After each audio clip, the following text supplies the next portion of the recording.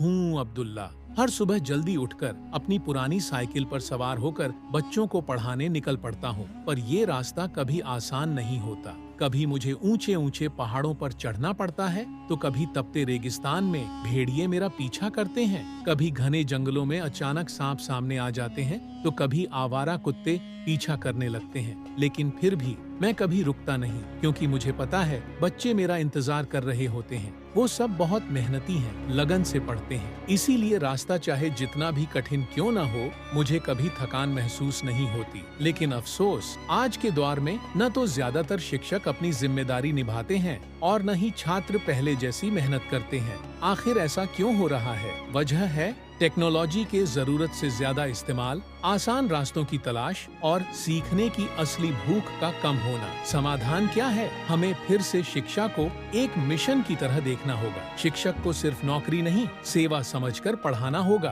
और छात्रों को सिर्फ डिग्री नहीं, ज्ञान की तलाश करनी होगी। जब दोनों अपना किरदार ईमानदारी से निभाएंगे, तभी हम एक बेहतर समाज बना पाएंगे। अगर आपको ये वीडियो पसंद आया हो तो चैनल को लाइक, सब्सक्राइब और शेयर जरूर कीजिए। शिक्षा को फैलाइए, सोच को जगाइए।